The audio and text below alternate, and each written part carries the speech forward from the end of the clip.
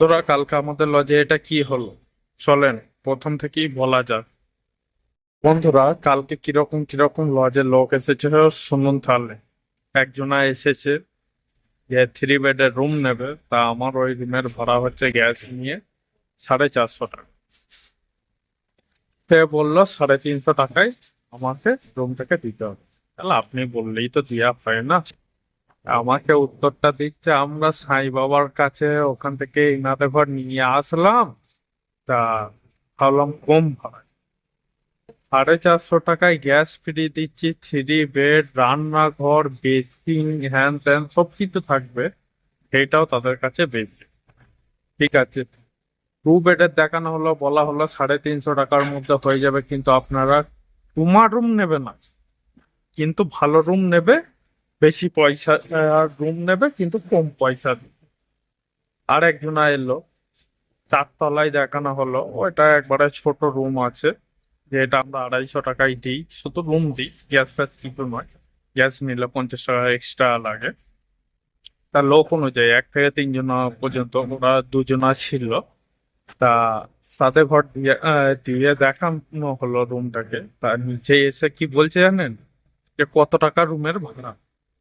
আমি বললাম আপনাদের ঘর বললেই তো আমি পাঠালাম, যে 250 টাকা রুমের ভাড়া পড়বে, আর নিচে নিলে 300 টাকা পড়বে, আর গ্যাস নিয়ে 350 টাকা।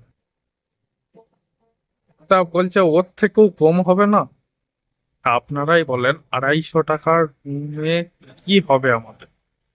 তবু দিলাম, যে এখন একটু অফ সিজন, তা এখন দেশে চাষবাস লেগেছে, তার জন্য এখন একটু লোকজনটা কম আছে, তার জন্য জিয়া তার থেকেও কম চাই।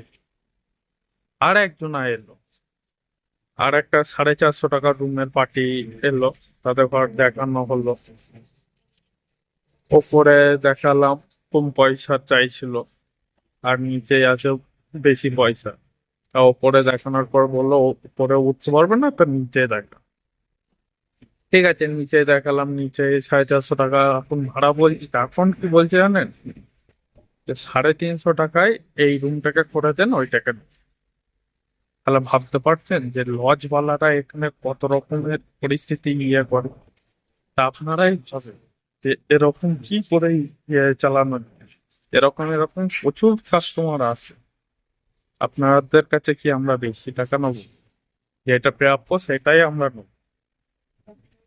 হ্যাঁ হ্যাঁ, এরকম এরকম আমাদের কাছে কাস্টমার আছে ভাই, যে লজে প্রচুর হেডেক কাজ চালানো।